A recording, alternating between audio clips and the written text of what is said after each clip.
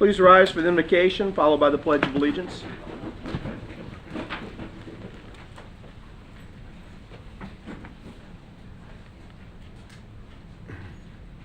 Good evening. It's great to be here with you. Just a verse appropriate for our season. For a child is born to us, a son is given to us, and the government will rest on his shoulders. He will be our wonderful counselor, mighty God, everlasting Father, Prince of Peace. His government and its peace shall never end, and he will rule with fairness and justice for all, from the throne of his ancestor David, for all eternity. Let us pray. Heavenly Father, we pray over the proceedings here. God, we thank you for the servants who are here, governing and leading your people. We pray, God, as the burden grows heavy to lead and to serve, that they would always be mindful that the government rests upon your shoulders and that they are in your hands. God, we pray for your peace and your leadership and your guidance upon all the decisions that take place here, and your continued blessing upon our city. In your name, amen. Amen. Thank you, Pastor. I pledge allegiance to the flag of the United States of America and to the republic for which it stands, one nation, under God, indivisible, with liberty and justice for all. Will the clerk call the roll? Councilman Foley? Here. Councilwoman Atwood? Here. Councilman Bastian? Here. Vice Mayor Stelzner? Here. Mayor Burnett? Here, we do have a quorum. Public comments on anything on the consent agenda. Would anyone here care to speak to anything that's on our consent agenda? I don't see Robert. There being none, can I get a motion to approve the agenda for the evening as produced? So moved. Second. We have a motion second to approve the agenda for the evening. All in favor signify by saying aye. Aye. Items 6 through 9 on consent. Can I have a motion for approval? Move to approve items 6 through 9 on the consent agenda. Second. We have a motion, proper second. On consent, call the roll. Councilman Foley? Yes. Councilwoman Atwood? Yes. Councilman Bastian? Yes. Vice Mayor Stelzner? Yes. Mayor Burnett? Yes. 5-0, consent agenda is approved. Public participation, did I have anybody sign up? Okay. That brings us to council comments. Item 10, why don't we start with Reed? What you got for us tonight? You know, nothing really to talk about other than just this is our last meeting of the year as a council. So I want to wish all our residents, you guys, staff, a very Merry Christmas, Happy Hanukkah, a Happy New Year. It's been a good year. I think we've done a lot here at the city to be proud of. We're going to look back and we've learned some things, which we'll do every year. But, just want to wish everyone well wishes as we head off into 2023. That's it for me. Kat? I'd like to echo that. I wish you all the happiest of holidays. Sorry. Sorry. Get it closer.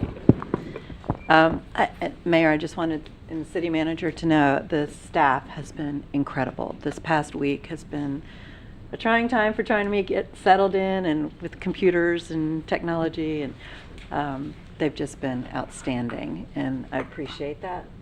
Mr. Manager, everybody has gone above and beyond for me, and I appreciate that. I look forward to 2023, and I look forward to serving. Thank you. You did a terrific job of buttering up the staff, just in case you might be needing something from them at some point, and I'm sure as we occasionally do. We are ever so glad to have you with us. Thank you, Mayor. Thanks for joining the team. Scott, what you got for us this week? Along the same lines, wish everybody a Merry Christmas and a Happy New Year and Happy Holidays. A lot to be grateful for this time of year with the city.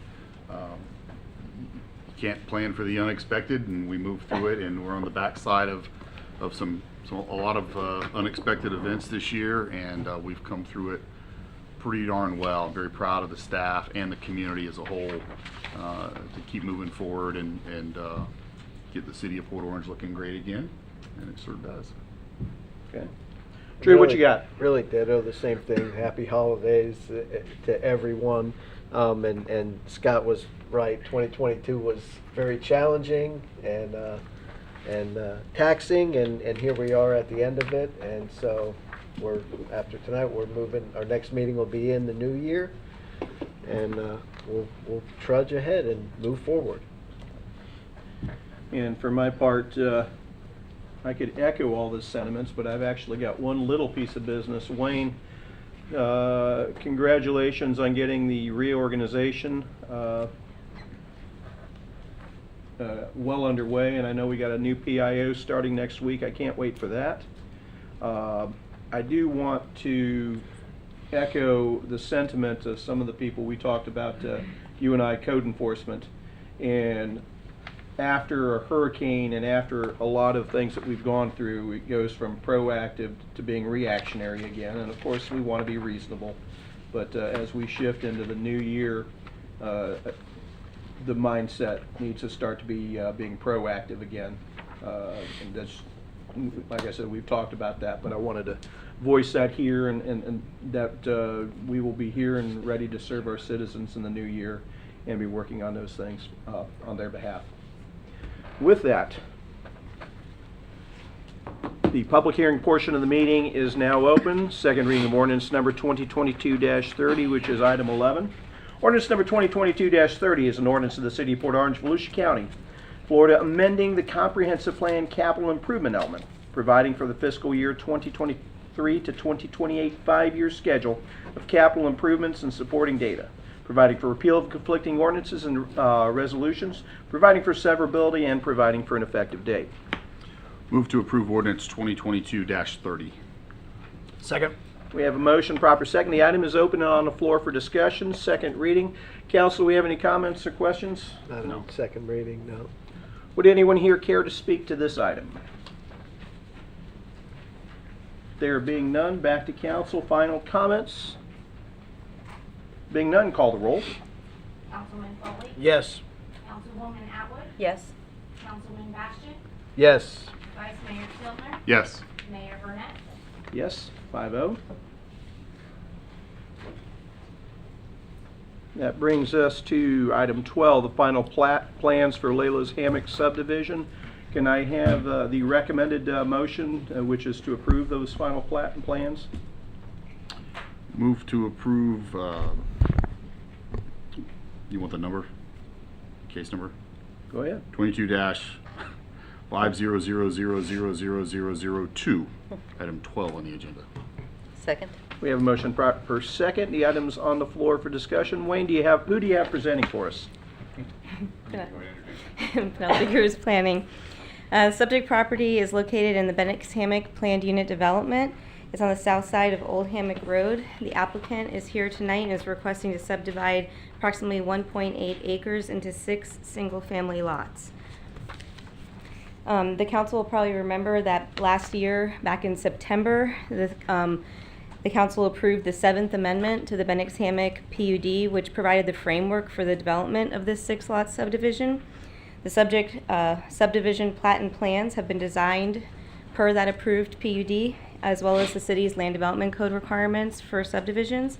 The lots within the subdivision, which are shown in the pink area, have access from Old Hammock Road, and the subdivision improvements include items such as grading and stormwater drainage infrastructure, water and sewer infrastructure, landscape buffers, as well as tree conservation easements. All the public facilities and services that are required for concurrency requirements in our land development code are available to serve the 6 single-family lots. The Staff Development Review Committee has reviewed the subject plat and plans for compliance with the PUD as well as our land development code requirements. And therefore, because the subdivision plat and plans is a ministerial review, in that the approving body must only consider these technical criteria and the lot dimensional requirements of the PUD and the LDC, staff Penelope, has... just repeat that one more time. Just want to make sure everybody's... So the Staff Development Review Committee has reviewed this, and it is in compliance with the PUD and the LDC. And because a subdivision plat and plans is a ministerial review, in that all that we can consider are the technical requirements of the zoning and the land development requirements, and it has been determined that that has been met, therefore staff is recommending approval. Thanks, I appreciate you emphasizing that. And with that, you can answer any questions you have. The applicant is also here as well to answer any questions you may have. Okay. Well, we start at this end this time. Drew, what you got? Penny, is this the former, back where that ALF used to be back there? No, that property is actually, Just I don't know if you before can it? see my cursor right here. Okay, Yeah, that's back there. okay, so And then it's this is just the other before vacant that. lot right In the before it. okay, Correct, okay. correct. About that nursing home there that's being redone into apartment. Yeah, It's at the end of the cul-de-sac. okay, okay. I just couldn't, the screenshot on my computer is so small, so yeah, I know where it's, okay. Any other questions? No, sir. Scott, what you got? No. Kat? Nothing, thank you. Reed? Staff's reviewed it and staff says it's good to go, and seems pretty cut and dry to me. We'll see. Would the applicant care to speak to it? Don't want to try to talk us out of it? Would anyone here care to speak to the item? Come on up. Tell us who you are and what's on your mind. Nobody. That's You're not true. You're somebody here right now. now. You are You're here. somebody. I'm Laurel Bouchard. I live at 1118 Meditation Loop, so I will be impacted by this development. We're glad to have you. Glad that you've agreed to only 6 homes. You know, definitely that.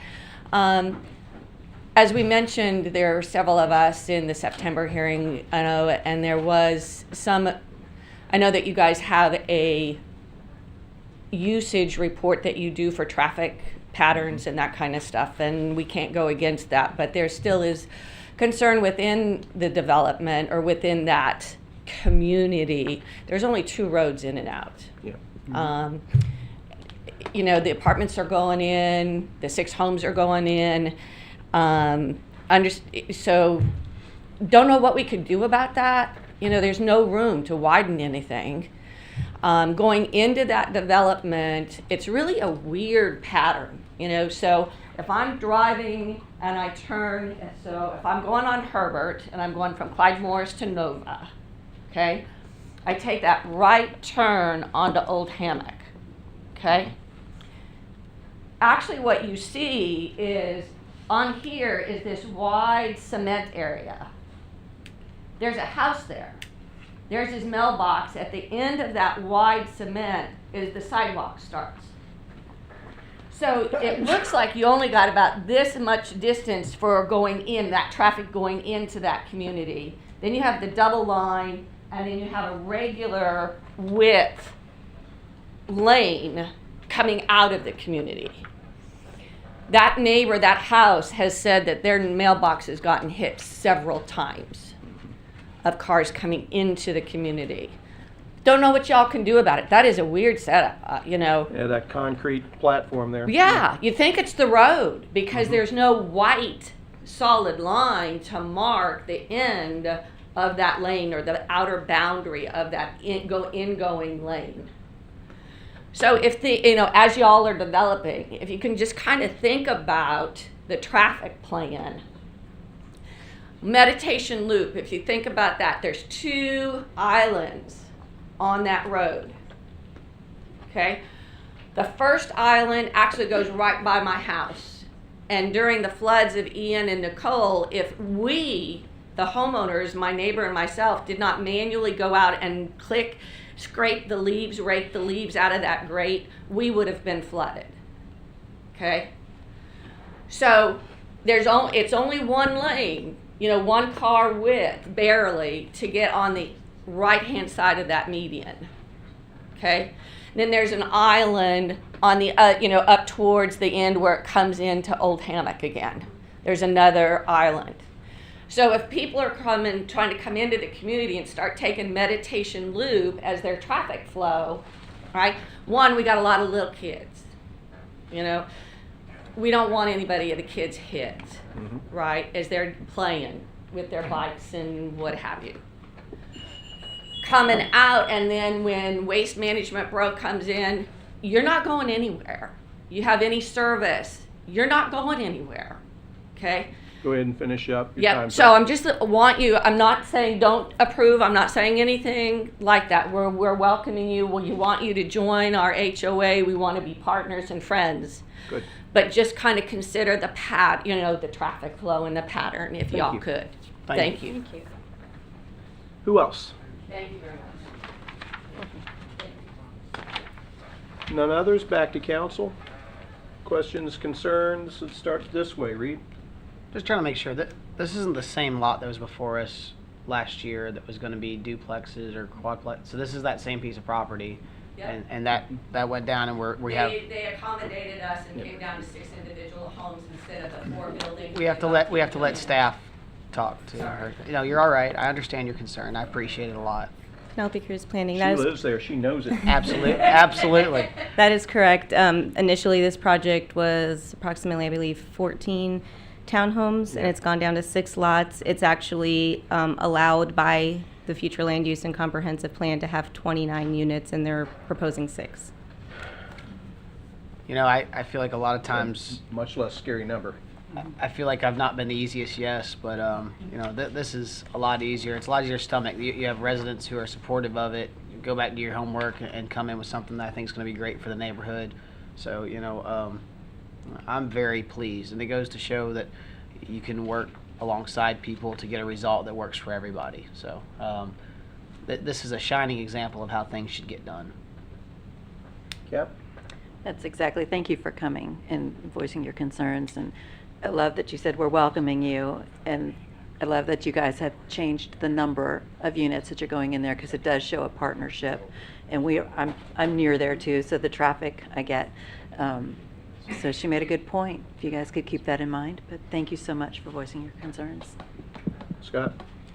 Yeah, I appreciate Laurel's concerns as well. Very familiar with the area for many, many years. That area that she's talking about at Herbert Street and Old Hammock, that concrete area there, that was actually part of a modification. That's not the original design. It was part of a modification because of a massive site obstruction that used to exist there 30 years ago.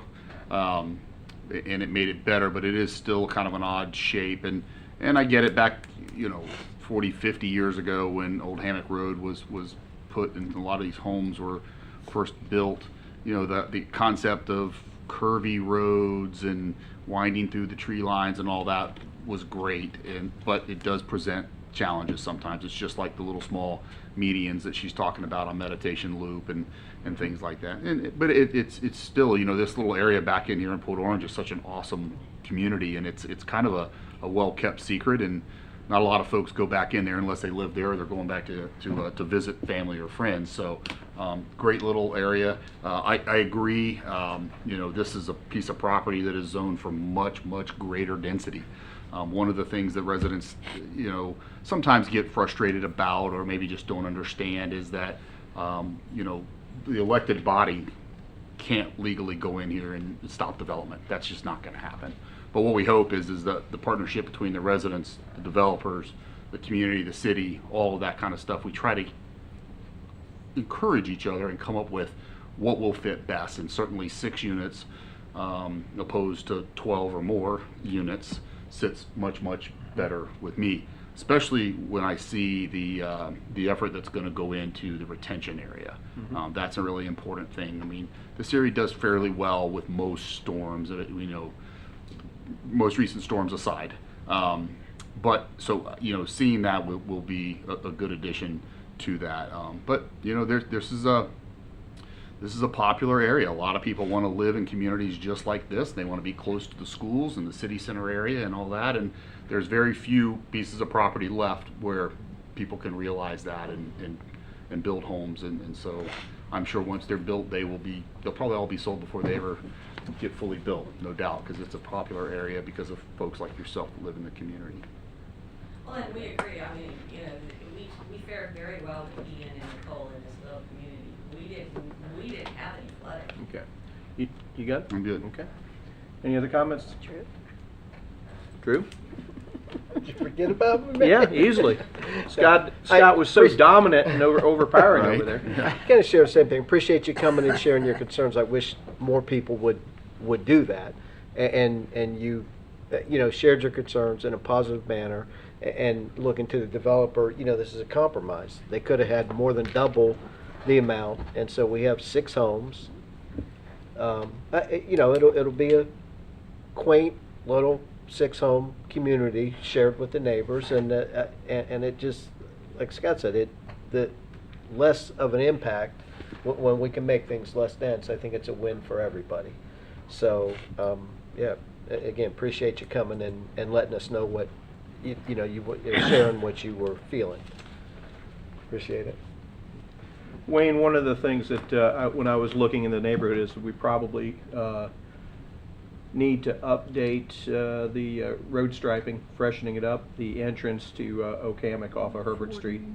As I drove that, and I could see exactly what was meant by that. So that's probably something that we can address separately and be more helpful, particularly if people are going to be moving in there that are unfamiliar with it, and people moving in, working in the area that are unfamiliar with it. So I think we can work on that as well. If nothing else comes before us on this item, call the roll. Councilman Foley? Yes. Councilwoman Atwood? Yes. Councilman Bastian? Yes. Vice Mayor Stiltner? Yes. Mayor Burnett? Yes, 5-0. The public hearing portion of the meeting is now closed. Regular agenda. Item 13, update from Ref Tellis on the utility rate study.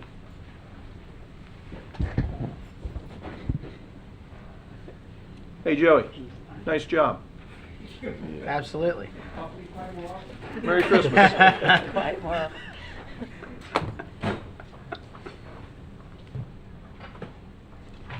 Wayne, who's speaking to this item? John McKinney will introduce our speaker tonight. Mayor, council, how are y'all doing this evening? Good. Good, sir. As we went through the budget process this year, Mayor kind of directed me and the city manager to go and look at all of our fees. So as part of that, we took a look at our water, wastewater, reclaimed water fee structure, and in looking at that, we haven't had a formal review of our fees in well over 10 years. The last time we've had a fee increase was 2014, and we made a couple of minor changes in 17 to verbiage only. So with that, it was well timed for us to take a look at our fee structure. As we've done this, it's been fun. I appreciate Henry and his staff's patience and all the many people within the city that has helped to get us here. So this is the first stage in looking at this. He's just going to handle the footprint of where we're looking to go so that we can kind of get direction on how to set our rates. So with that, I'd like to introduce Henry Thomas, managing partner with Ref Tellis. Thank you, John. Henry, welcome back. Thank you. Thank you. You gonna find my presentation for me? Well, I I'm noticed severely challenged with these issues, if you remember. But your PowerPoint is not over 30 slides, so we're okay. Okay, good. Is that the magic number? I'll keep that in It mind. generally is for me. I can appreciate that. Much less is always better, but we still do have to review the information. So tonight, we're in a workshop setting to discuss our preliminary findings, get your thoughts on it, and then take a step further for subsequent meetings in February. We're going to come back and talk about the actual rate designs. So I want to solicit some input from council regarding your rate structures and how you may view them. But the important numbers, the overall impact of the system, we have arrived at and want to share with you tonight. So as John indicated, the last major rate change was in 2014, where you addressed water, wastewater, reclaimed rates. We're also looking at miscellaneous charges and impact fees.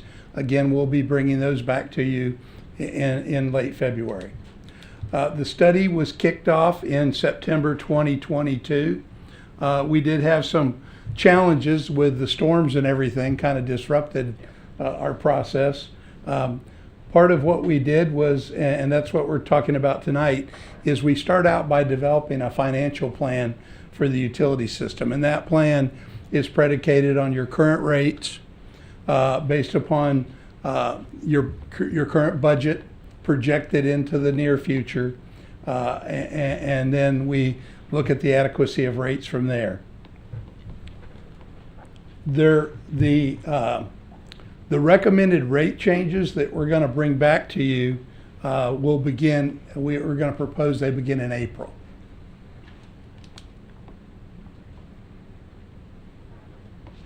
So, part of what we're trying to do here, and We have reserves within the system that we can use to balance things, as you know, to balance budgets. But what we're trying to do in our rate studies is come up with an approach that I refer to it as a level-handed approach. We'd like to phase in rates over time and not have abrupt changes.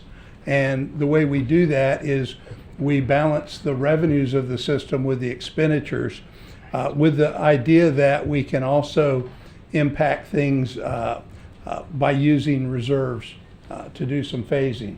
So we did look at your systems operations for 2022 so that we could evaluate carry forward projects in the capital plan.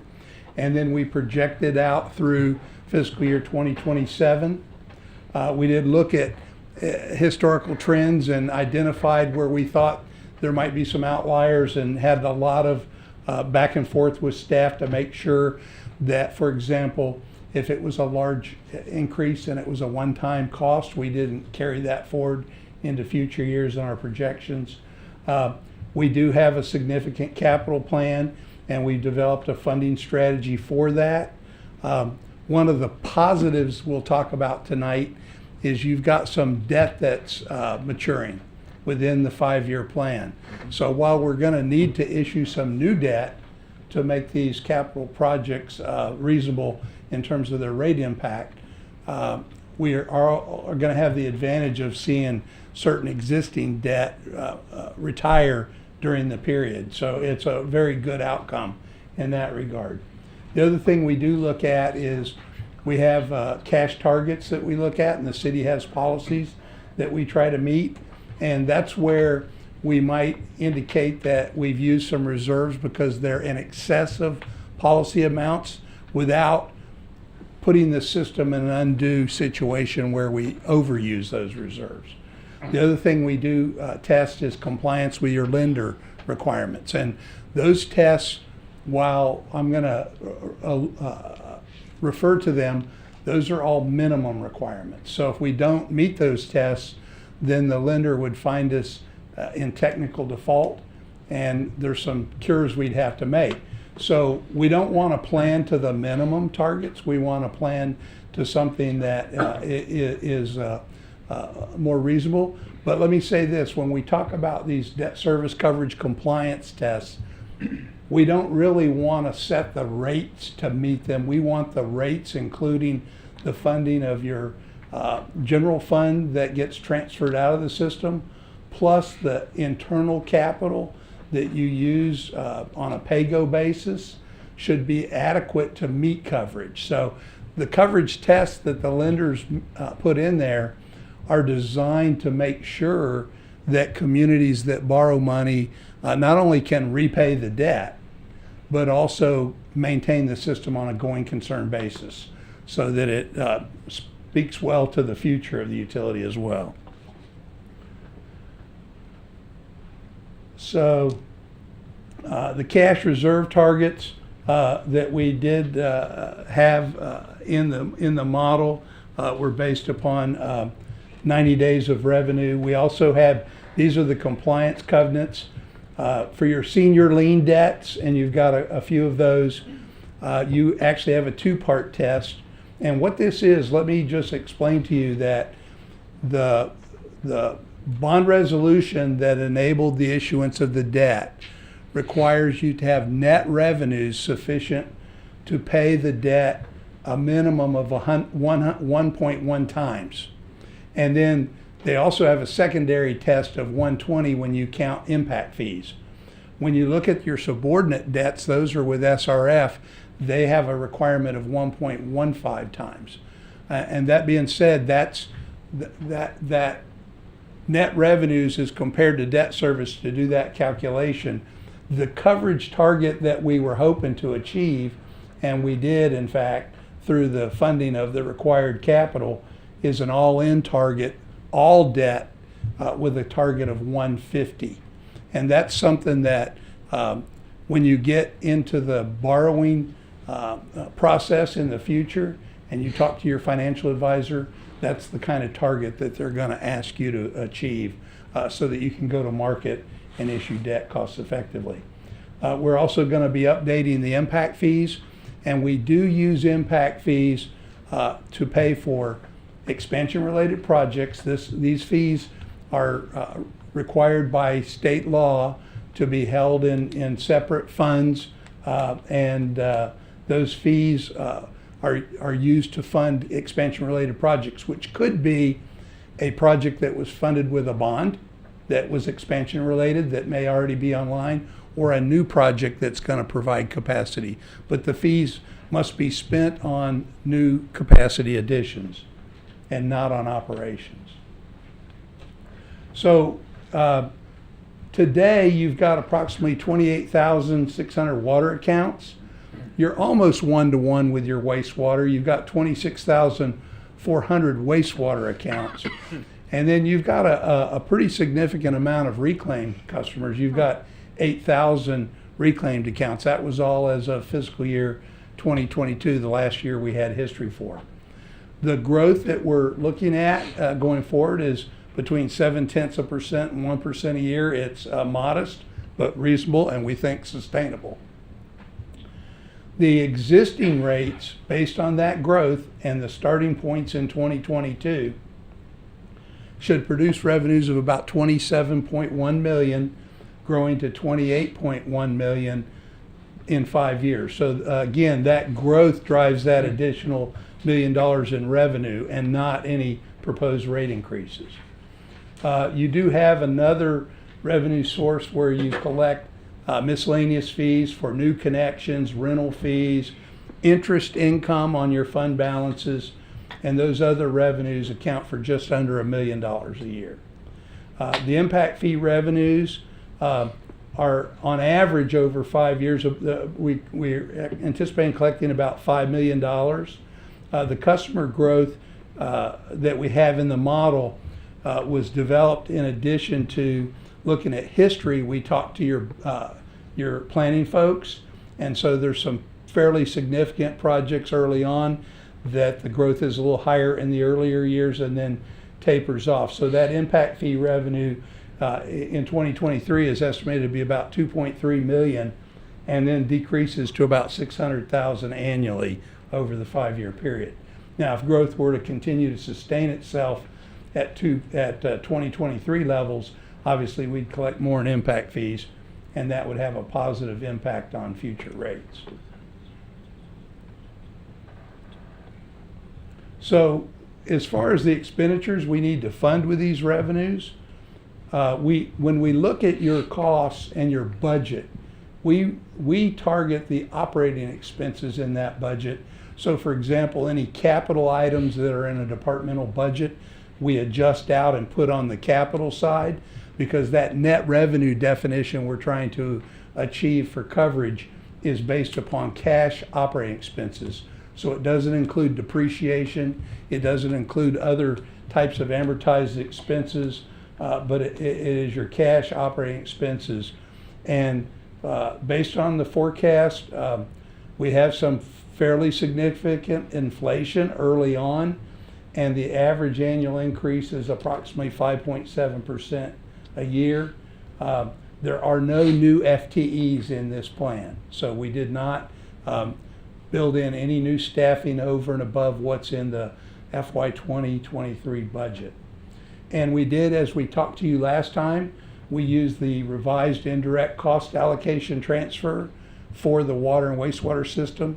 That added about an additional $150,000 over the budgeted amount for 2023. And that was based upon that indirect cost allocation transfer and assuming that we would roll it into rates so that in the future you can budget it. The debt service for your water wastewater system today is approximately $1.7 million in FY 2023. By 2027, that existing debt would drop to only $295,000. So there's your $1.4 million in savings in debt service. We've got the payment in lieu of taxes, your pilot, starting at $1.4 million using the pilot formula. It increases to $1.8 million. That does take into account rate increases as well. And then the big ticket item in terms of expenditures is the capital plan. You've got 121.2 million in there. That includes carryover projects from FY 2022. Of that, 6.8 million are grant funded, or about 6%. 42.3 million, we're proposing future debt issuances, about 35%. That's a pretty good leverage factor. You're borrowing 35% of your capital needs. That's right in to what we would consider a strong position. And then the other 59% is coming from your reserves that we're using to some extent early on, but also from annual contributions to capital reinvestment for renewals and replacements. And we don't like to recommend borrowing money for our renewals and replacements, although some systems get fairly behind and they need to do that. We were working with New Smyrna Beach, and they borrowed money that is quite frankly related to R&R projects, but they hadn't been funding them as they went. So what we'd like you to do is fund at pay-go, because you won't have the interest expense, and it's recurring. This is something you need to do every single year to reinvest in the system. And it's things like line replacements, lift station rehab, manhole cover replacements. There's all sorts of assets out there that require capital reinvestment. The transfer to fund that program averages about $4 million a year. And what we did was we took the utility CIP, we looked at the R&R projects in there, and we determined what a funding strategy would be that doesn't necessarily year by year track the actual amounts, but over the 5-year plan it recovers them so that we have a smooth outcome in terms of rates. Because as you know, capital, and particularly renewal and replacement capital, sometimes is lumpy. It can go down in a future year based on the projects that you have in the plan. So we wanted to make sure the funding was easy to develop into rates and doesn't track the cost expenditures exactly, but we track the balances and what's available to make sure that there's enough in there. And obviously we talked about the new debt. The debt service on the first loan would start in late 2023. It's about 1.4 million, and then it would increase to 3.8 million in FY 2027 when we fund an additional major capital improvements, and that gross total debt would go from 1.4 to 3.8 million. And again, a little bit above what you've been paying in debt, but that existing debt going away has helped a lot. So this is just an illustration of what the water rates versus the revenue requirements look like. We've got the operating expenses at the bottom of the chart. We've got transfers for payment in lieu of taxes. We've got the net debt service. That's the debt service after we use impact fees to pay some of it. We've got capital funded from rates, the transfer to the R&R fund, and then that light green line is the existing rate revenue compared to your expenses. And as you can see, we're starting out, we're using some reserves in the first year. We're in a little bit of a surplus on the water system, but we need to increase rates over the 5 years. So we're going to recommend we start doing that today, again, to have that steady hand approach. The wastewater system, similar chart, not in quite as good a condition as the water system. Here we're in a deficiency each and every year. Same coding in terms of the coloration, the operating expenses at the bottom in that teal blue color, and the various components of wastewater. And then finally, the last system we looked at is the reclaimed water system. And again, the reclaimed water system needs some adjustment to fully recover what we've deemed to be the cost of that system. So the issues that we're focused on in this study are your inflationary increases in operating, the capital expenditures, and you know, we've factored those in. The annual transfers from the indirect cost allocation and the pilot are built in. And those again are functions of, to some degree, the pilot's a function of capital investment. So that will grow over time as you invest more in the system. You've got a future increase in annual debt payments for additional borrowing for the capital plan. So here's the outcome, and we're recommending a 5% increase in April of 2023, followed for the water system by a series of 2% increases, the wastewater system a series of 6% increases, and the reclaim system a series of 4% increases. Now we've got them as an effective date of January 1 for subsequent years, or 9 months from April. Again, this is something we'd want to get your input on. It could always, I think, without a lot of trouble, be done every April if you wanted to have a 12-month gap between those increases. But we are, after that first increase in January 2024, we just do one increase annually for the rest of the period. So it would really be kind of the starting point, but again, these are the increases annually. When you look at them, they're not additive because you've got the bill, and if you've got all three services, it's roughly about a 4% increase in the customer bill when you have all three services.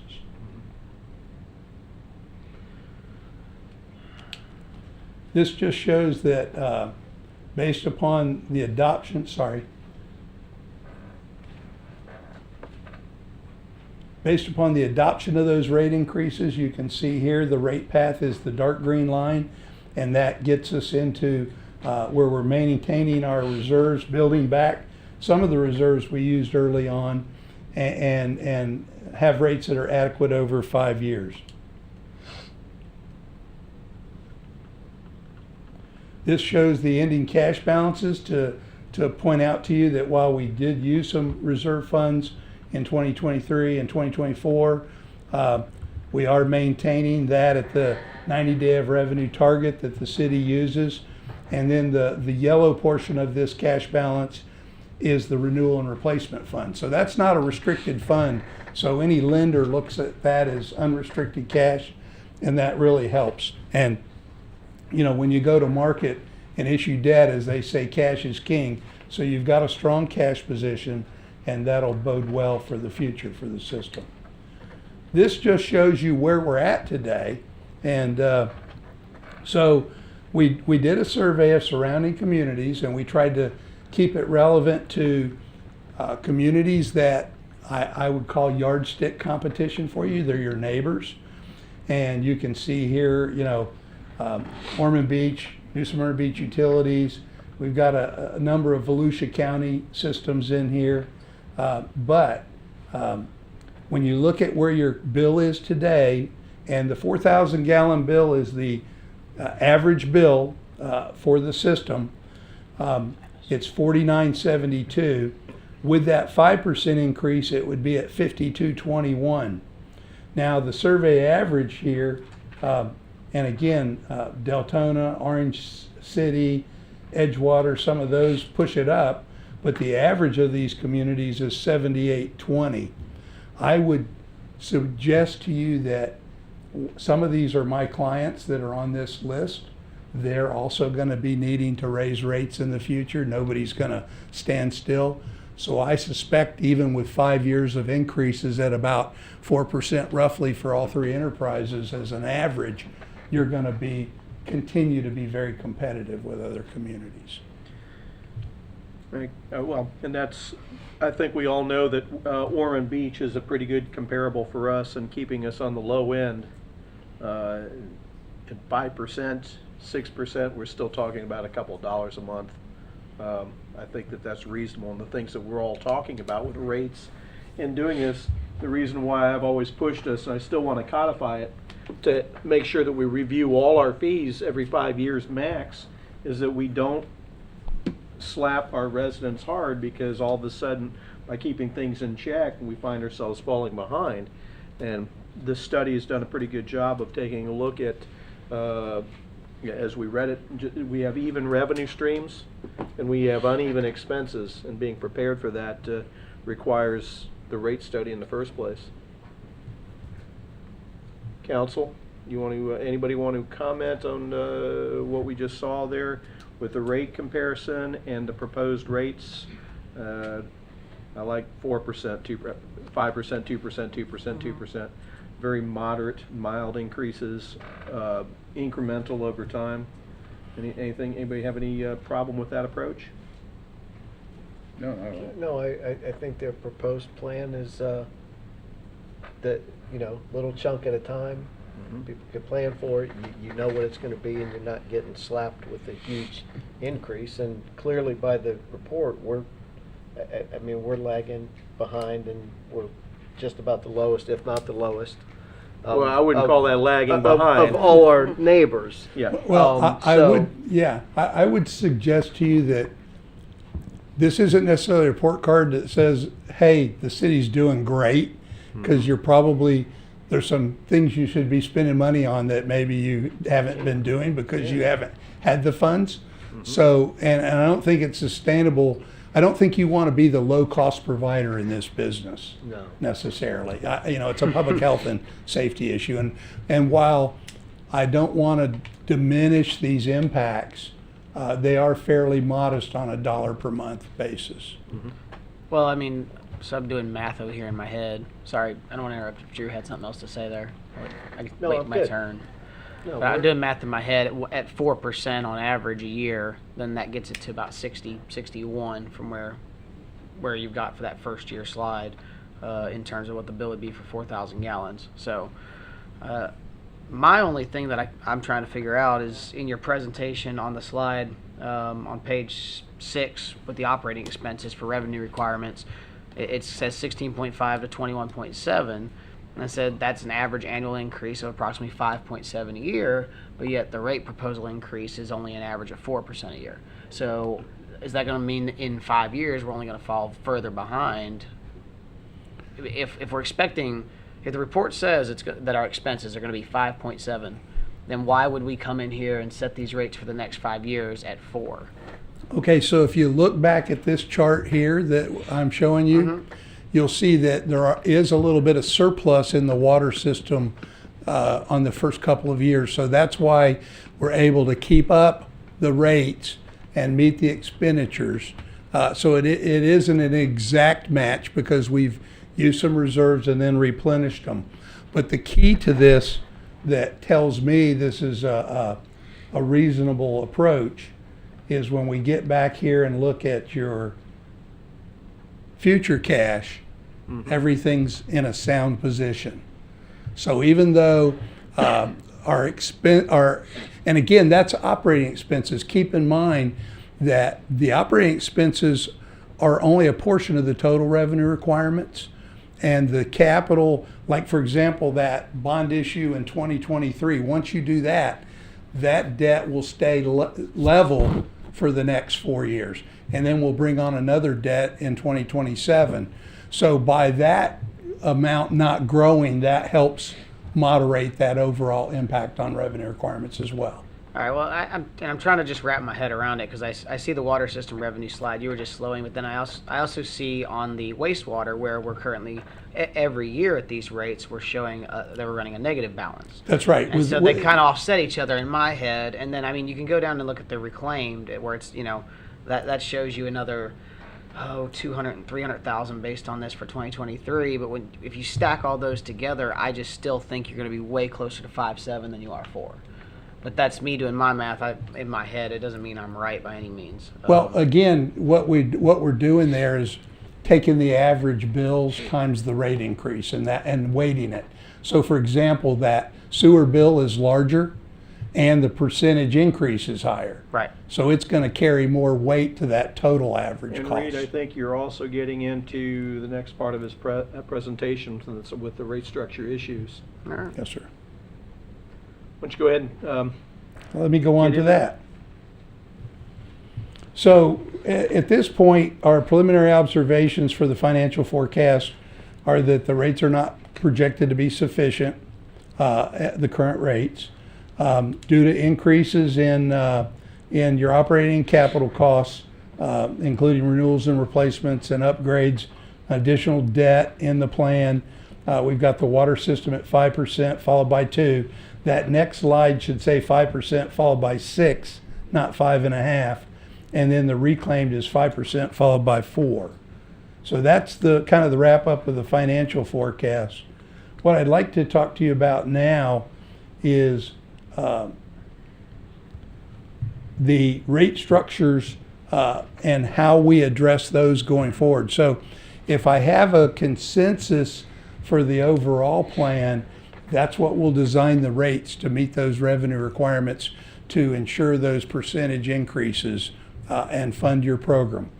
But what I'd like to talk about for a moment is I'm going to start with your existing water rates for residential and wastewater rates. And one of the things that I see on this is I would characterize this as a lifeline approach on the water bill. You've got the base charge at $9.90, which I think is a reasonable base charge. Then you've got usage charges from 0 to 2,000 gallons at $1.48. To me, that's the lifeline rate. That's really essential indoor use and not much else. There's not a lot of discretion there to only use 2,000 gallons, certainly not for a family with several members of the household. And then you go from 2 to 12,000 gallons, and then once you get over 12, and in particular over 18,000 gallons, the rate charge per 1,000 gallons steps up pretty significantly. The idea here is to discourage wasteful use of potable water, in particular watering lawns. We want to minimize that use and make sure people, we find in Florida that a lot of folks think more water is better, and they don't necessarily need to water as much as they do. But one of the suggestions I have for you on this is that perhaps we could split that second block from 2 to 12 and have 2 steps in there rather than 1. Thank you, because that was in my notes. I'm glad you mentioned it. So that's where one of the things I'd like to get your thoughts on is trying to, spread this out a little bit. I like the idea of keeping the lifeline rate. That's obviously, for those households that literally are struggling to make ends meet, that keeps a minimal amount of water at a very low price. But then again, I think we could smooth this curve out a little bit and put something in between the 2 and the 12,000 gallon. My notes is wanted to ask you, could we do something separate there between 2 and 6 and 6 and 12? That's kind of what I'd look at. Okay. And see 6, so the way I think about this, the way we think about it in the industry is that we have essential indoor use, we have discretionary use, and then we have excessive use. And so you're trying to build that incentive around that. To the indoor use, if we look at communities with over 2 persons per household, the essential indoor use is probably in the 4,000 to 5,000 gallon range at most. Okay, so obviously bigger family sizes, there's a little more essential indoor use, so it's not an absolute. But again, Well, let me ask council, are you good with breaking that category from 2 to 6 and 6 to 12? Because I think that provides additional discernment. Yes. Okay. Yeah. You're very good. so on the wastewater side, there's 2 issues that we can talk about. One is I'd like to take a look at the costs in the system and revisit the relationship here between the base charge and the usage charge. And the reason I say that is that the base charge is intended to reflect the readiness to serve, the fixed costs of the system to some degree, availability charge, that's correct. And wastewater systems have a lot higher fixed costs than water systems. So typically we see a slightly higher base charge than this relative to the $9.90. And I want to take a look. There's some recommended methods that the American Water Works Association uses, and I want to use some of that and see if our base charge is reasonable based on our cost structure. I think the big issue there is providing equity. I don't have a problem with looking at anything.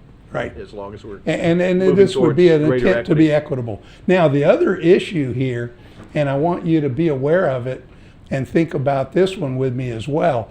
In your wastewater rate structure, you know, we meter water usage. We don't really meter wastewater flow, right? So we use the water meter reading as a proxy for the amount of wastewater flow. That being said, water that goes on the lawn doesn't go back to the sewer system to be treated. And so the way we deal with that is the standard practice, and you follow it, is to put a cap on that wastewater charge, on the 1,000-gallon charge. So you can see you bill up to 12,000 gallons at $4.35, and when that customer uses more than that, the bill caps at the 12,000 gallon level. Now, again, if I go look at the communities in Florida, 12 is not out of the unreasonable range, but it's at the higher end.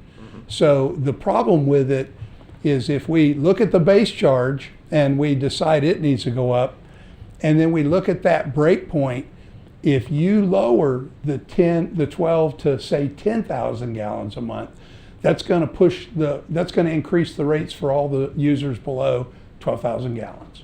So we try to keep the incentive for conservation in the water rates, and 12,000 gallons, some folks would argue might be a little high, but there's a lot of accounts, I'm sure, with occupancies above 2.5 that use that much as a discretionary use that would go back in the wastewater system.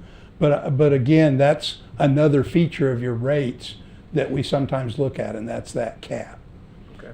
But and then the multifamily charge is basically designed to be a relationship to the single family on a per unit basis.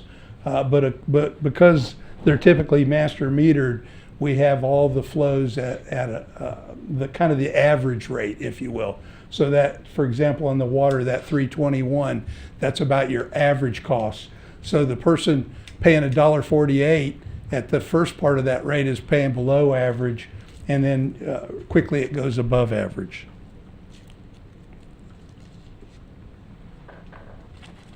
So here's your existing commercial rates. And again, the only thing I would like to look at, you've got the appropriate increase by meter size to reflect the higher capacity that those larger meters need. And I like your structure, and it's reasonable, and it's reflective of the hydraulic capacity of those bigger meters. But I would like to look at that starting point on wastewater at that 1170. And whatever alternative I give you, obviously we'll look at an across the board increase as well. Council have a problem with that? No.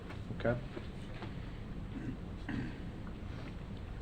So this is the reclaimed rates. You have a higher, you basically, for your blocks, you kind of mirror the water blocks, if you will. So your first, you don't give that low, well, all the charges are low.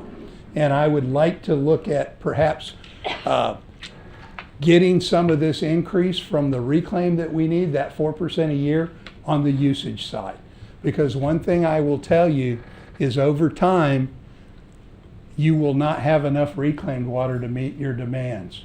As you continue to grow and that system grows, assuming it does, it takes about 4 wastewater customers to produce 1 water reclaimed usage customers need. So my point is, when we first set these rates, we looked at it as effluent disposal. We wanted to get rid of the reclaimed water. We made it cheap, but at the same time, it is a resource, and it helps prevent people from using potable water to water their lawn. but I don't think you want to price it too cheaply. I've got clients that actually have to put potable water in the reclaim system to keep it charged so that they have the pressures because of the demands. And I think, I don't know if I remember this correctly, but I think you guys might have had some of those issues in the past with having not enough capacity on given days. But again, it's something we may want to take a look at to make sure that we don't overly subsidize the reclaim rates on the usage side. Wayne, can you speak to that for just a second? Because my recollection is we've had several instances where the residents aren't using it enough, and we've had to discharge back into the river, which is the whole point of us having a reclaim system and try to avoid doing that. And I understand what he's talking about and how many theoretical homes it takes to be able to supply reclaim. Where are we in terms of expanding the reclaim program further? I didn't think we were actually going to be doing that, but more so in some of the issues we've had with distribution. My understanding was we just couldn't fill the tank fast enough. That we had the supply, we just couldn't fill the distribution tank fast enough. Can you? We'd have to let Lynn talk to that in Okay. more detail, but I don't think And it's we not don't have to get into that. It's not a tonight. rate-related issue, though. Right. It's the amount of, when I it guess- rains a lot, the reclaim area is Sure. full, and people don't need to use the water because it's rained. Right. So there's an issue with the overall logic of the system more than it is how much we charge. Yeah, and I just don't want to. I don't There's a want to. definite inverse relationship. Right. I want to make sure we're not doing anything to discourage people to use the reclaim, because in many instances we need them to use it. We want them to use it so we can distribute it, so we're not overflowing into the wetlands and overflowing into. And I think that's what the conversation is trying to get to. What is the balance? Yeah, to- we'll be mindful of that, though. That's a very good point. Very good. You know, again, you do want to, there is quite a bit of variation from those rainfall days to non-rainfall days and how people use it. I mean, overall, we want to recover our costs, and we're going to hone in on that. And I'm just seeing more and more systems that are becoming resource constrained on the reclaim side. At these kind of rates, I mean, compared to your irrigation charges of over $10, this is really cheap water.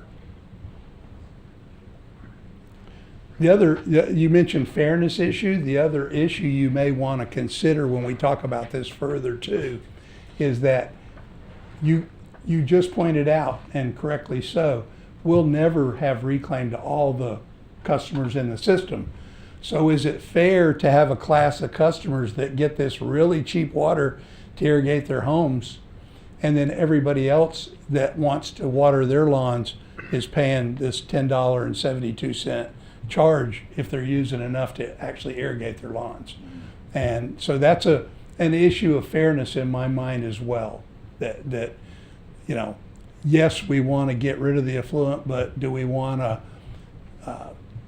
entitle a certain group to be able to water their lawns so cheaply compared to the rest of the system? Well, they also. That's the balancing act. Yeah, Yes, that's but right. They're also those same residents are paying. The values of their homes are increased because that is something they also have access to. They're also paying that value again in property taxes. Right, and they probably have a lot of landscape to maintain in those types of homes. You know, again, it's reclaimed is a tough business to be in. So, But it's also one I would never run away from. Oh no. No, we I benefit mean, we from got it. out in front of that early because, I mean, I think we have one of the We were in most the early 90s extensive. before anybody else was. Yeah, I think we have one of the most extensive reclaimed residential you do. systems probably in Florida. I mean, it's pretty Many massive. many systems don't provide for retail use, okay? Yeah. But it is the highest and best use of that product if you think about Sure. it. If you put it in a wetlands, that's not near as good as avoiding using potable water. So, last rate topic we wanted to talk about, and I know this is something you have addressed in the past as well, and we'll come back and talk about it in February, and that's master metered rates. So right now, we're talking about as it relates to service to trailer parks on private property. So you have a situation today where certain customers have a master meter at the property line, and they get a bill based on that meter size and the usage behind that master meter. And then you also have several parks where you go onto the property and you read customer meters. Okay, and they're not your meters, they're owned by the trailer park.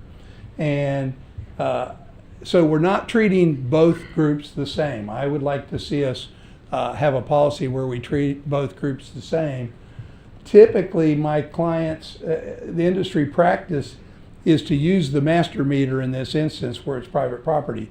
A big portion of that is the liability associated with entering the private property.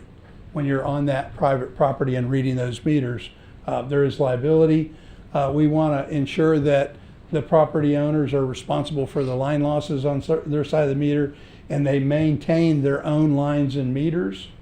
And again, I think you may want to consider this from a standpoint of treating all the master meter trailer parks, all the trailer parks, treating them the same. So you're basically saying we should only worry about the master meter, let the HOA and the property management groups worry about the internal meters in each That's property. typically, and there are rules at the state of Florida where they can rebill your service, but they can't mark it up. Right. So they've got some constraints on them, and some of your customers already deal with that, but others you're reading all the individual meters within the trailer park for them. Honestly, this is just me, and council, everybody chime in, please. I'll call on you. If I have no problem with the master meter as a policy and moving forward doing that, but if we're not doing it in certain, I really don't want to change where we're not doing it. I think that that can be very difficult for those people to accept and adjust to. And I think it opens us up for a whole lot of scrutiny too. But that's just a thought. I mean, you guys tell me what you all think about that. I'm not fond of moving to a master meter where we're not doing it already. I think our recommendation is you need to do that. It is going to be difficult and they're going to be opposed to it, but we are on private property with no rights reading meters that don't work, that don't have tools that work. They're benefiting as a park owner from us subsidizing the equipment. It's not fair to the rest of them. We're recommending to you, and it will be difficult, we're going to come back to you and say put them all on master meters. That is coming in a couple months. I think that's something we have to do. Well, I guess we'll be discussing it then. I'm worried about the individual impact to some people. And I think when we do discuss that in a couple months, I want to know what that impact's going to be. If the impact is negligible, and we're putting the maintenance burden where it belongs on the park owner, then so be it. But I want to see where the impact is Park negligible. owner will probably put it back on the people who live there, but we have staff members who are walking on private property with no rights to be there, and we have meters we can't upgrade that our equipment won't read, so we're having to average the cost, so it's not a sustainable practice. It wasn't that long ago we had a citizen in here for someone being on his property without a right to be there, and I believe that was storm related. And that gentleman was livid with us. So if we're not allowed to be there, then I don't want to put our The staff. park owner's not likely to come after us because they're benefiting from us doing this, but we don't technically have access rights. But in my decision-making process, I'd like, even if the evidence is anecdotal, what I don't want to do is put somebody who's on a Social Security check as their only source of income, and all of a sudden I'm doubling their water bill. That's what I want to see. What is the impact of the individual? What are we doing to them? And like I said, take that for what it's worth. We're going to have that conversation in 2 months, but I just would like to see, even if it's anecdotal, some kind of And there may be other ways How to are we- soften that transition cost where you don't immediately do that. I just think our challenge is we don't have the right to be there, and we have there's equipment we can't read meters on. Understood, but I work for the citizen who works there, lives there too, and while I want to provide the best utility possible that's fair and equitable to all, I also have to look at the individuals, and that's why I want to take, what are we doing to them? We need, before I do that, I need to know what that is. So, and like I said, that's going to be in our conversation in 2 months, but I want to be prepared. We need to know what we're doing to people before we do it to them. Even if it's the right thing to do, we need to be prepared to say Right. that out loud. That's right. But also need to too, say that out loud. The master meters, we can read remotely through the radio, right? Those are our meters. Yeah, those are That ours, so is we can our read meter, those, so right. we don't have to send anybody out. It's just like my house, they're Those not are sending. property anyway. And thus an Yeah. efficiency cost and a savings that we can pass Yeah, on. and so I guess the wastewater is just billed with the amount of water used, and so that's split up. So as I understand it, and I just confirmed it with John, one, we'll be very careful, and there's not a large amount of these, so we'll look at the bill impacts. I don't expect it's gonna have a huge impact on the overall bill for that I trailer wouldn't park. think so, but I just want to know that before Yes. I do And it. I'm with you, and I would too. If I was in your shoes, I'd want to know that same answer. However, the way it's working today is you're not, even though you're reading all these individual meters, you're then summing it all up for that park, and then you're billing each park, each trailer park gets an average of that. There are, yeah. So you're not really billing them based on their separate meter reading anyway. I was getting ready to just kind of like, that was where I was starting to go with my head. Is so, Well, that's, go ahead, I'm sorry. no, you're all right. So we're reading all these meters. So we have staff who's putting in time and effort to go read all of these to figure out who's using what at each meter, and then it doesn't matter. We add it all up. We send it to one person. Well, They that- divide it up equally anyway. Those are equity questions. What I'm talking about is not equity, but rather impact. I'm I not want to make sure worried- that we're, in gaining equity, I want to know that we're not creating adverse impact. That's all. My bigger fear, and to your point, has less to do with the actual bill, because I think that's going to come in about the same anyway. Because I imagine these trailer parks are doing that. You're right on. I'm worried about I those just want to make sure of What that. about the one-time expense? Yeah, is the trailer park going to throw it on the owner of that trailer? Hey, you've got to put a new meter in because yours doesn't work, and whatever it may be. That's my concern. That would be the trailer park responsibility. We don't service those meters. It's all private. And that's the way it should be Also, now. what is the cost impact gonna be to upgrade, to go to master meters on, I don't know how many trailer parks? I They think the already master have- meters are already there. Yeah, they already have a master meter. If we can't get to a property, it's averaged. If a trailer park has 1 million gallons and we can only read meters that have 700,000 gallons of usage, we're billing the HOA the $300,000 or 300,000 gallons already. So, I mean, I can tell you, we have a lot of issues with the billing in those 5 Yeah. parks.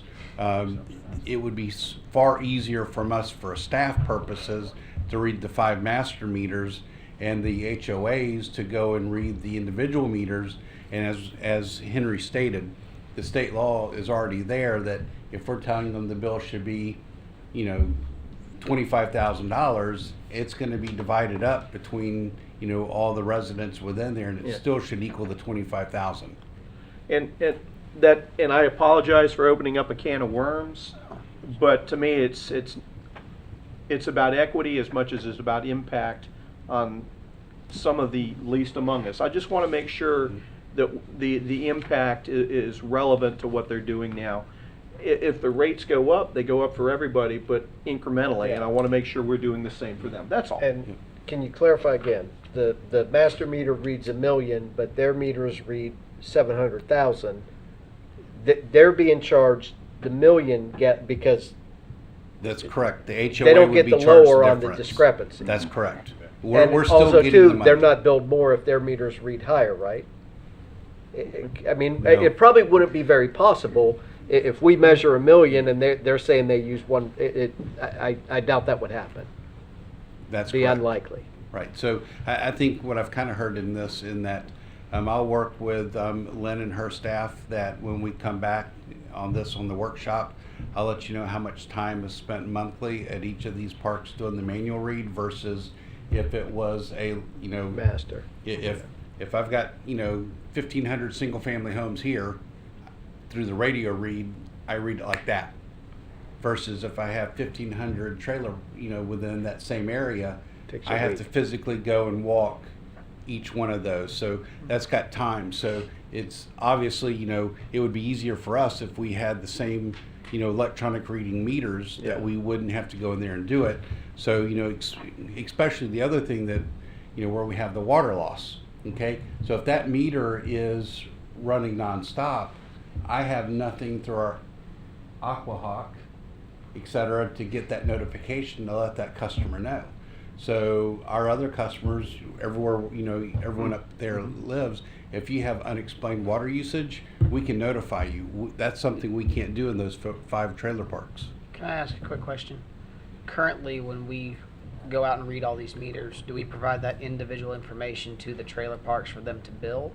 No, Or do we sir. just We're- give them a total for what's all there already? On the master meter, we can provide them with that, but we actually bill those 5 subdivisions, manufactured home places directly to the individual. Okay, so tenant. currently, they are getting their bill directly from the city. That's correct. That would change if we went this direction. Yes. We So would then send Don 5 has a home. very, very valid concern in what he's bringing up. That's If you're writing a $25 or a $50 check to us for the water, whatever it might be, and you're writing it to your mobile home park, I just want to make sure that it's going to be a change in accounting and people need to be prepared for that. And certainly that's going to be important that the mobile home park prepares their residents for that as well. But to me, throw all that away. And I could really give a hoot about whether it's more efficient for us or less efficient for us if we're adversely impacting somebody in a dramatic fashion. And if we're not, the accounting, we can figure all that out. That's fine. The efficiencies, those are very important for everybody. That's fine. I just don't want anybody's water bill going from $50 a month to $100 a month and they don't know it's coming, whether they're paying us or whether they're paying the park. Also- That's what I'm talking about with impact. Yeah, I just want to make sure. Yeah, I agree I don't too, know but- what I don't know until I see at least some anecdotal evidence. But That's all. But also on those parks where they're getting a lot rent, it includes maybe the cutting the grass or this Sure. and that, and they stack it all in there. So they're not writing an individual check for water. Mhm. They say their monthly maintenance They're fees going to absorb that in their are costs. $800 or $900. They're paying that, and they might not use any water. They might be gone for the whole month. They're paying those high lot rents, and it's not broken down for them. They just say, oh, it includes your grass being cut and your cable and your water. It happens in condos. It happens. It in happens. trailer parks. Every apartment complex in Port Orange is that way. Absolutely. And Henry and I have had to deal with that together in the past. So 2 things. First thing is we had a system-wide change that he recommended to me, I'll say 15 years ago, 12 years ago, and we actually made it a 1-year implementation because it was drastic. I mean, there was a time frame that, And that's in what this, that if a customer came in and said, well, I want a meter, I want to flow water like there's no tomorrow, and it's a residential customer, and that residential customer said, I want a 3-inch meter. I want a shower of all showers. So we went in and, we'd install, no cost to the customer, extra, that 3-inch meter so that they could flow water like crazy.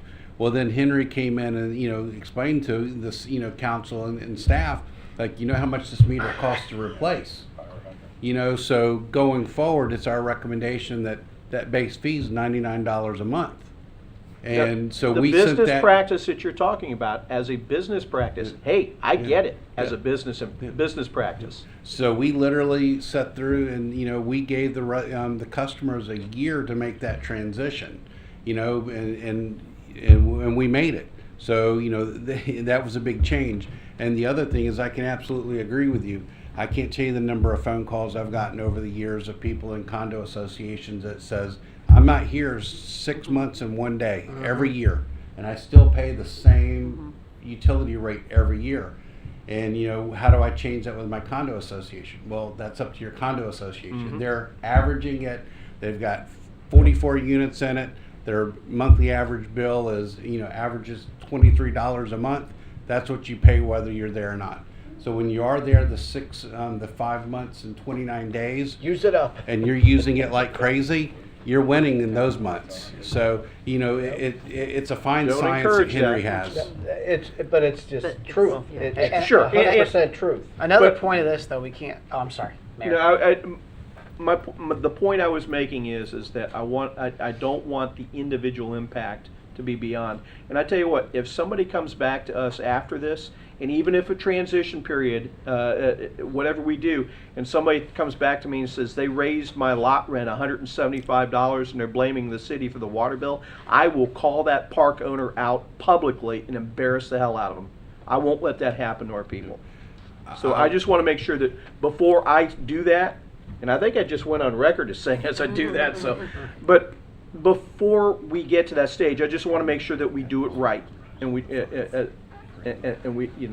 transition properly. Yep, so we will make sure as we go forward, of those 5 parks, we will have by unit what those average bills have been, and, you know, we have all that data.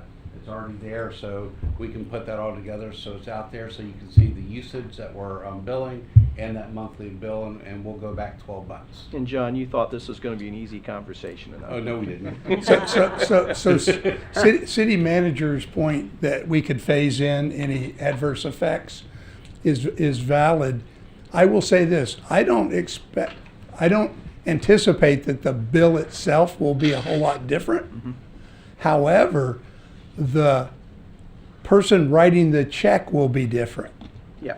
because now it'll be sent to the homeowners association or the landlord and not the individual trailers. Okay, so given that we're not going to solve your revenue sufficiency issues with this rate.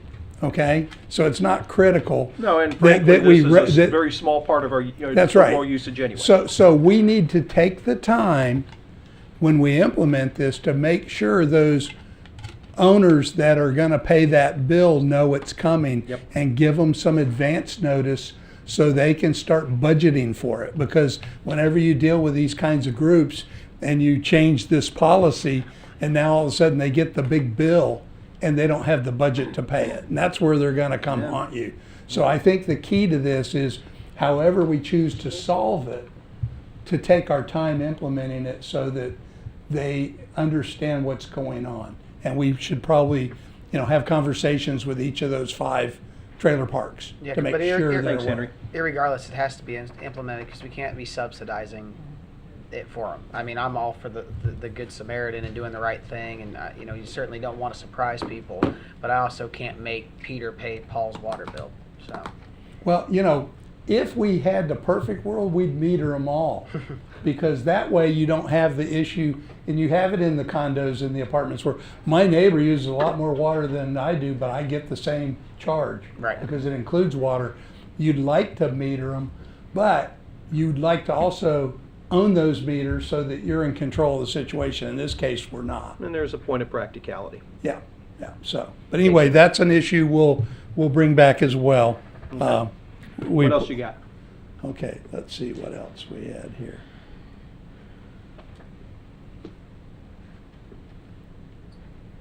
So, next steps.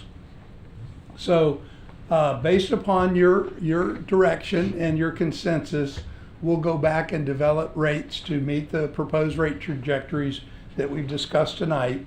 We're also going to be bringing back to you a schedule of miscellaneous charges. You haven't looked at those in a while.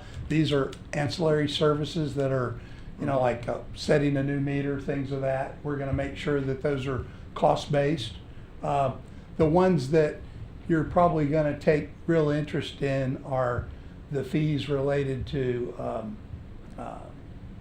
where a customer's behind on their bill, and you've got, we're going to want to be careful with that. It's hard to say what's cost-based there.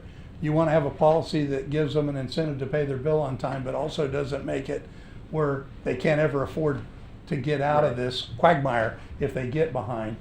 And so we're going to talk to you about those things. We said here a public hearing, but I think at this point, John's recommendation is that we workshop the rates in January and we bring all this back along with other fees in March. I'm So- fine with that approach. Everybody fine with that approach? Yeah. Yeah. Okay? And in that way, you've got a little more time to consider all the things we're recommending. We'll also have in the study itself also includes, we're looking at utility and municipal impact fees.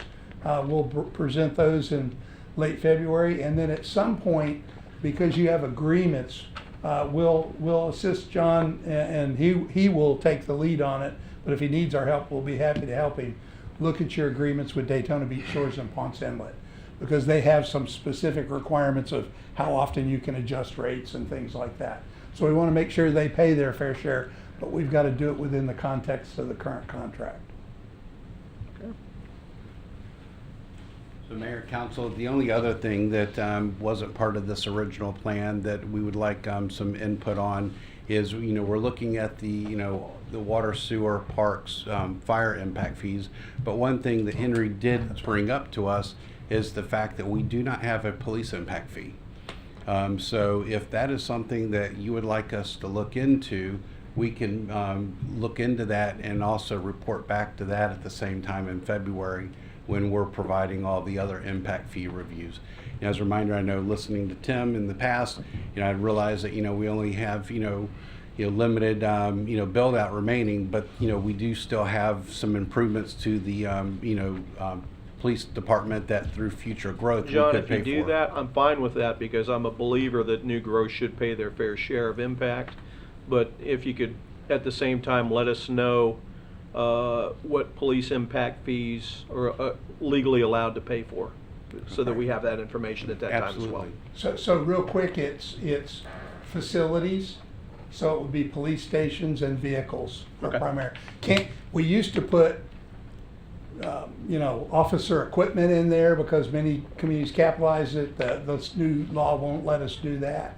But it is given that you still got growth to go, it will make a difference to have an impact fee in there for police as well as your other services. And it won't be a lot of money, I can tell you that. Police impact fees generally are not real high. Okay. Council, any other questions? Henry, thank you very much. John, thank you very much. Appreciate you all giving us a very wonderful, heated debate on the exciting topic of water. Thank you. Puns. Thank you.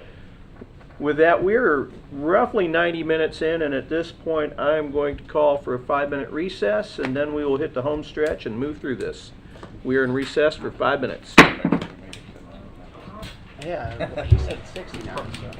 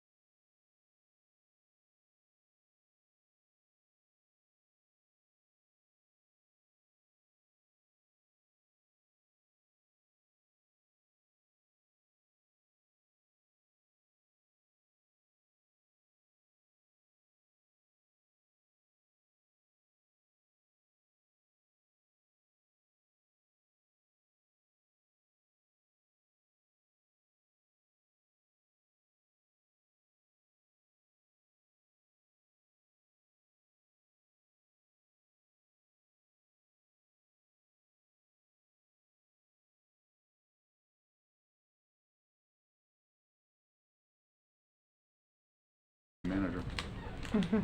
That takes us to item 14, discussion of legislative priorities. Wayne, who do we have on this one? Robin Fenwick will present this for you.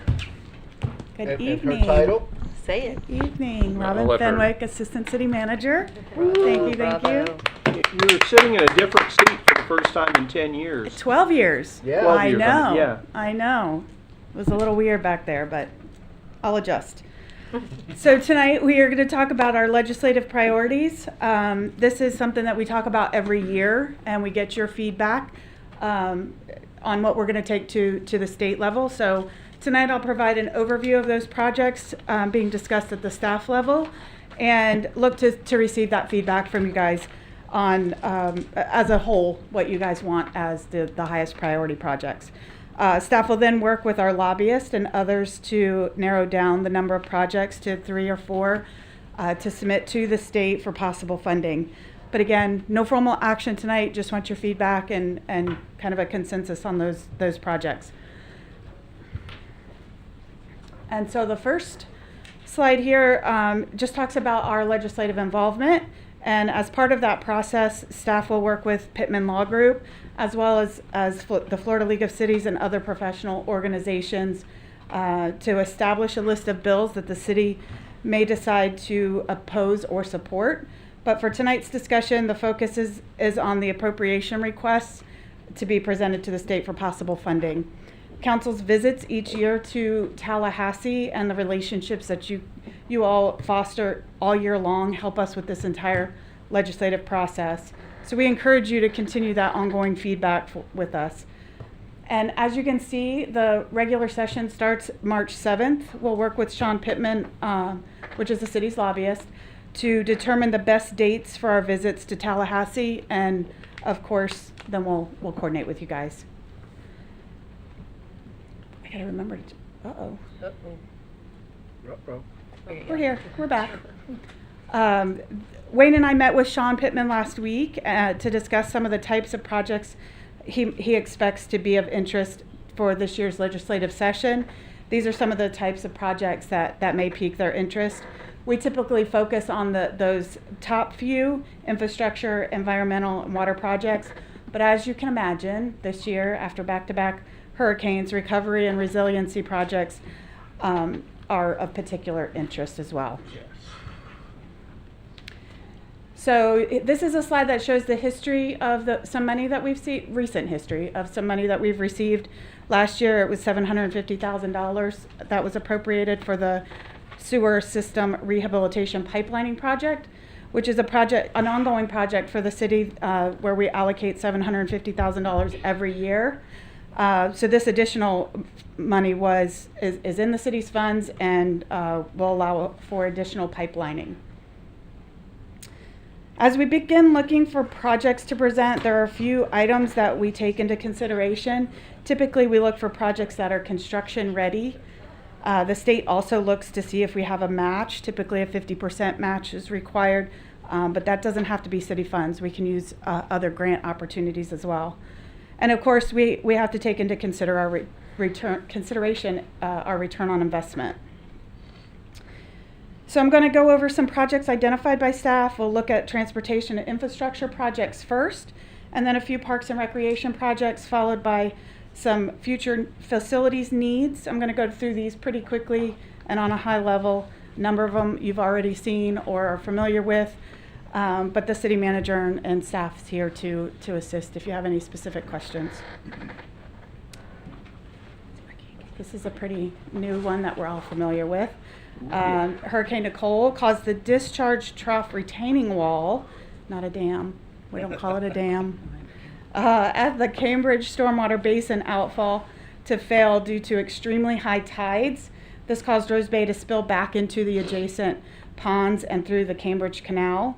As mentioned at last week's council meeting, the temporary improvements have been completed, but additional improvements to add overflow structures to direct the water during extreme tides, construction of new discharge trough, and other improvements are proposed. We are actually paying for the design of this year, but look to potentially receive funding for some or all of the construction. This project is already in design. The north Commonwealth Boulevard Water Main Replacement Project would replace a water pipeline that is currently undersized. From an environmental and water quality standpoint, they like to see us right-sizing our pipes. Last year, South Commonwealth was completed, so this would just be a continuation of that plan. This project is located in our CDBG area. The next project is the Sewer and Water System River Crossing Project. This was talked about during the CIP discussions last year. We do have ARPA funds allocated for $3 million for the sewer system rehab and $2 million for the water system rehab. This project has the potential for a joint application with Daytona Beach Shores and Ponce Inlet, and anytime we can collaborate with sister cities, that's something we've found to be successful. Robin, do we think that ARPA funds can be used as our portion of the match? Or would it be something? Whether you have to have a match or not, there's not an outright requirement. It's more of they appreciate that you've got skin in the game to show that you're part of the solution. We're not really sure with this one. I think to some extent last year it was one of the ones we put out last year that didn't get a bill sponsored or funded. We think possibly because of the ARPA money that they're like, you've got federal money, you don't need state money. So it isn't as black and white. There's a lot of gray in what it takes. So there's a value in that we have a tremendous amount of skin in the game in this one, but the fact that it's federal money and not local money might have been what part of the challenge was. It's local money now, right? We've got Yeah, we do have it, right? Put it elsewhere, right? Technically, Sure. yes. It's a very valid project, a very, very important project, and it has a very big environmental positive impact to multiple cities. So I still think it's a very valid one to talk about. Thank you. You're welcome. The extension of Yorktown Boulevard from Hidden Lake Drive to Willow Run Boulevard is another one I'm sure you're familiar with. This would provide an alternate route for vehicles to cross I-95 and relieve congestion at the I-95 Dunlawton intersection. This was, again, an old one that I think you guys have probably heard that was broken up into segments. So the central segment is designed, but the north segment is not. The city has some funding for the design of the north segment, but not for the no funding for the actual construction. So this request is for the construction funding.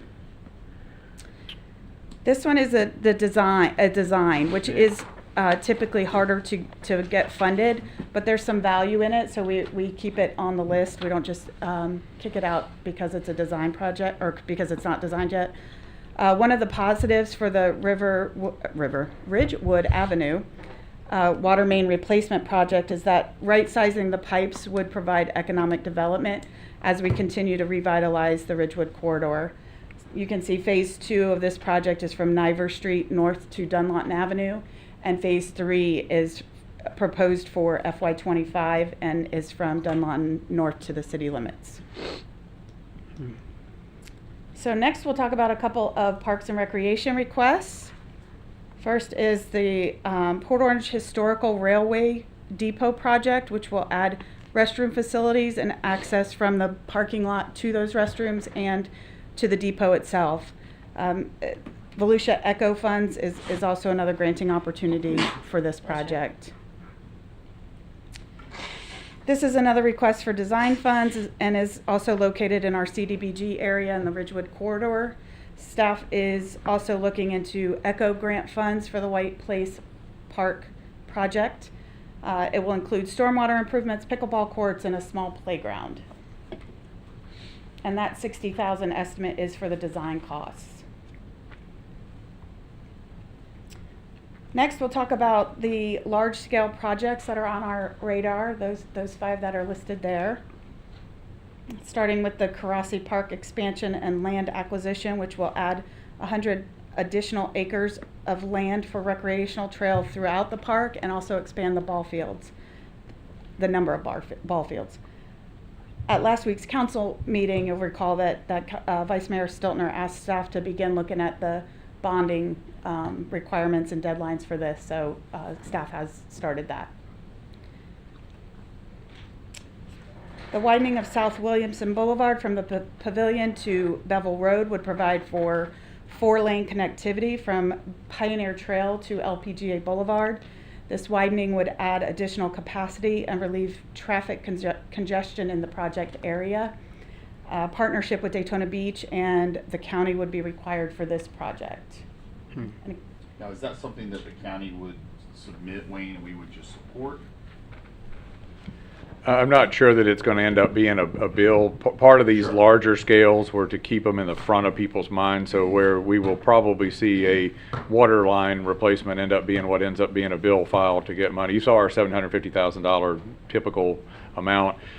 We tried, and you may remember this from the past, when Tim and I used to put these graphics together of all the road improvements all the way through build out of the community that we thought would be necessary. And the idea principally is to keep these in front of everybody's mind so that when you are speaking to legislators, they're at least aware that there's a need here, because you never know when some opportunity may arise. So I don't know that anybody will. We're probably not recommending you take any of the large. There's a police one coming up that actually has got some legitimacy this year, but some of these big road projects are more just to say, you know, unless we go to visit one of the legislators and they say, hey, give it a shot. But I think they're out scale for what we typically see from our requests. So this one is just, I've had 2 residents in the past 2 weeks specifically talking about this issue right here.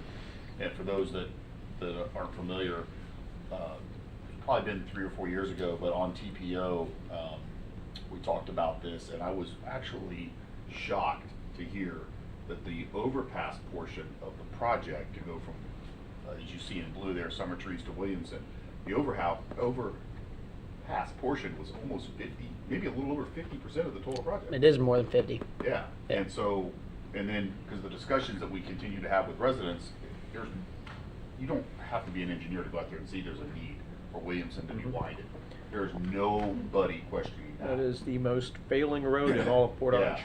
The biggest issue is that cost of the overpass for the county to stomach that. And it's probably got to be north of 45 million now, because that's a 2019 Yeah. where we know what the paving and stuff like that has just gone off the charts in the cost. But that is a incredibly important need right there that Volusia County needs to figure out how to tackle it. And certainly we would support it, but major cost. Bad design from day one. It would have been much better to have 95 overpassing Williamson and everything to be underneath. But that's not where we're at. And some of this may be, there's private money and there are county fair share projects paying for the widening from Bevel down to Madeline, and I think there's a possibility it makes it all the way to Willow Run and then tapers off there. So the future is continuing to push for getting it from there all the way up into Port Orange up to, I guess it's right about US Foods where it tapers back. Yeah, and that all is great, but I think we all know that the more you push the choke point to the base of the Williamson overpass, the more dangerous that becomes. True. Sorry. It's okay. You're doing great. Go ahead. Thank you. Another widening project. This one is Pioneer Trail from Airport Road to the Pioneer Trail I-95 interchange, which would provide 4-lane connectivity and add additional capacity to accommodate traffic associated with the future I-95 interchange area. This is another project that would require partnership with the county and also with New Smyrna Beach. Neither of these widening projects have been designed yet. Next is the expansion of the police training facility. This one, it's to provide those amenities that you see listed to the police shooting range. So this one is, public safety was kind of a topic of interest when we talked to Sean last week. So this might be one that we end up, with y'all's support, expanding on and submitting. But here are some other future facility needs that we'll talk about real quickly. The wastewater treatment plant upgrades and process improvements are to comply with advanced wastewater treatment criteria, and that's based on the wastewater treatment plant facility plan that is currently being done by Mead and Hunt. The replacement and or upgrades to the equipment at the water treatment plant will be based on the water treatment plant facility plan. Don't say that fast. Right. Being completed by Kimley Horn right now. The new EOC, or Emergency Operations Center, has been discussed a few times and always comes up when we're getting through a hurricane. But That's due to some generator exhaust that blows back into the building. There's really no sleeping area for an EOC or dedicated showers, restrooms, no food prep area. And it's hard to access the EOC because it's at the PD and not everybody has that general access to a police department. There's also some parking issues getting there. So, and then last Tuesday, you guys approved the Schenkel Schultz architecture to assess the city hall and make some recommendations for potential renovations or a rebuild. So that'll be coming back to you guys in several months. The public safety facility remodels. This is fire department has discussed adding additional apparatus bays at stations 71 and 74 to facilitate rescue vehicles, as well as adding additional living space to accommodate the increase in personnel.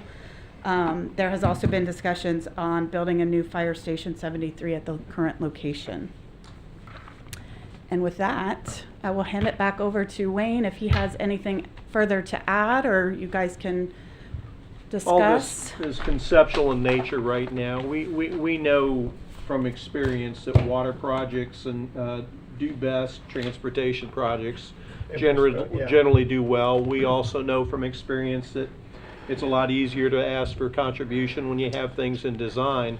But all the same, this is aspirational, and it's also encompassing of a lot of the things that we're going to be working on the next few years, actually.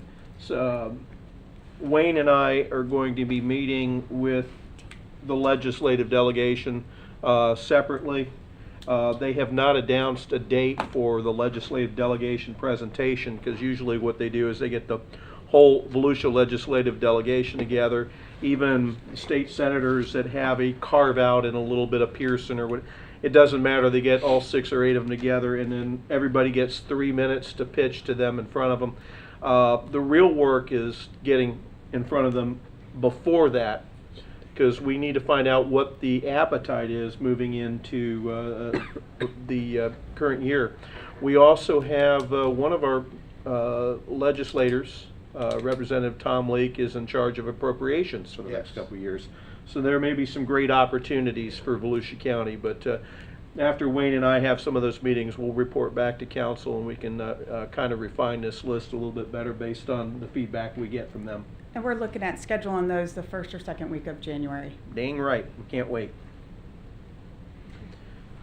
Any other further discussion? There being none, a good jump out of the gate for you. Thank you. Thank you, Robin. Additional items, city attorney report. Nothing to report. And you have replaced Matt quite aptly. Thank you, Shannon. City manager report. Not much on the hurricane update from last time because it's only been a week. The cleanup, the debris removal is essentially done. The company is still removing stuff out of the monitoring sites and getting it out to the landfill, but for the most part, everything's being picked up now by Waste Pro under its normal contracts with us. As you heard Robin talk about, the Cambridge wall, the temporary replacement is in. There are 2 gas-powered pumps out there, so that we're in a position now that we have the areas protected as they were before on a temporary basis. Design will start here soon on a permanent solution, which would be a much more structurally sound wall instead of using the earth on the backside. But the other thing she mentioned is instead of just letting the bay come in, there will be controls in this new solution so that the water comes in where we want it to and goes out. So it'll be a better design than the one that was in there as we go forward. So that's principally the most of the hurricane update that we have. The only other thing I had is I don't know if you wanted to talk about the town hall on the 19th to get some logistics on how we want to do that. I did, and I was going to mention a little bit of that under the committee reports, because it had conjunction to do with coordinating with the chamber. But before you move on to that, the Cambridge wall, first of all, congratulations on getting us a new public information officer. We had a very popular one before in Christine Martindale, and I look forward to your introducing him to us at a future meeting. But with that in mind, one of the things that I'd like to see us do, because we've been getting some questions, is that Cambridge wall, retrenchment area that serves as a type of dam. Everybody, it's not a dam in and of itself. We've got some pictures of the repair. Can we get just some Facebook posts so we can, just another way of updating our residents on where we are with that, and what's going on, and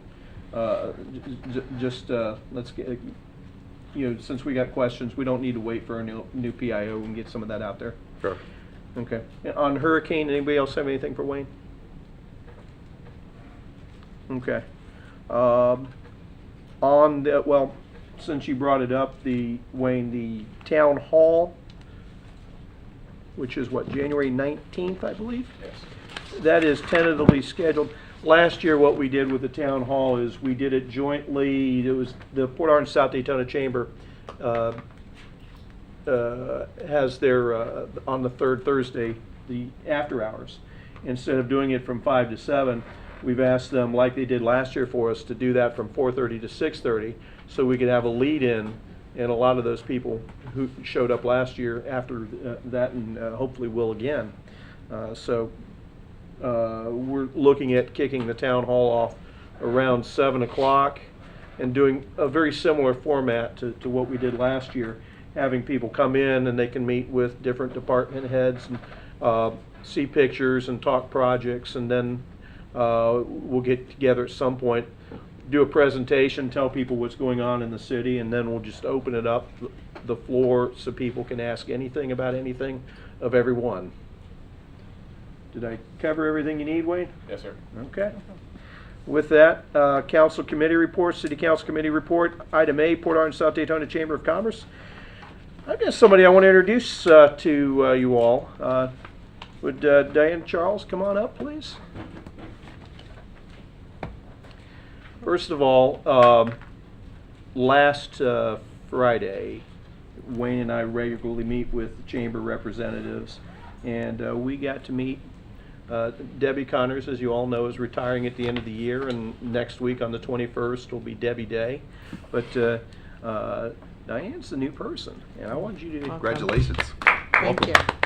I'm really honored to, well, first of all, I know I have huge shoes to fill with Debbie, because she's been around for a long time and has done amazing work.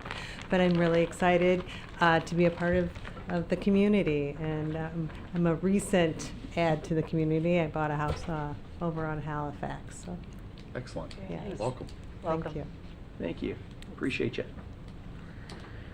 And roundtable of elected officials was yesterday. Hurricane updates from everybody was a dominant factor, along with reports on the Barracks of Hope and talking about some organizational things. But out of the conversation with the hurricane, we had two committees that Mayor Partington wanted to have a committee talk about bridge operation, so that we're all on the same page, not during storms, not just before and during, but afterwards. There was a lot of discussion, and in some cases, one community doing one thing, another community the other, and we need to all get on the same page with that. So we're going to have, at the elected officials roundtable, a committee working on some policies moving forward that everybody will follow. So instead of everybody getting their heads together and figuring it out, it'll go A, B, C, or whatever, and hopefully it'll make it a little bit easier for everybody. And of course, I volunteered Wayne to be on that. Oh, I didn't tell you? But I'll be volunteering the police chief. See what happens when That's right. there you go. So see what happens when you miss a meeting. The other thing that I proposed was I wanted to put a task force together to address the Nova Canal. And while the biggest impact seems to be in Daytona, because they don't have an outfall for said Nova Canal, it impacts everybody. That water flows north, that water flows south. There are 5 cities here. And they have done an engineering study, but it's dated. It needs to be updated. They need an outfall, and we need to take a look at the things that we can do too as well, because when that water flows south, we saw it flooded houses here, and there's nothing we could do about it once that canal capped. I don't think any of it flows north. The inlet's in the south, so it's all got to go that way. I was reminded by Mayor Villa that they've got an outfall in Holly Hill, And I congratulated them and thanked them. I said, maybe you get some of the water, but I can tell you some of our residents had that water in their homes, and it was very difficult. We need, as a task force, what we're talking about doing, and we'll talk about it again at the January meeting of the roundtable, is the mayors or representatives from the 5 coastal cities, somebody from the county. Hopefully we can recruit some state representatives and somebody from the DOT. So we'll work on getting that task force formed. So that was a roundtable of elected officials, and we met yesterday. 13 of the 16 mayors were present. Any other business come before us this evening? With that, our last meeting of the year, I want to wish everybody a very, very, very Merry Christmas. Robert, you made it. And a Happy New Year. Good night, everybody.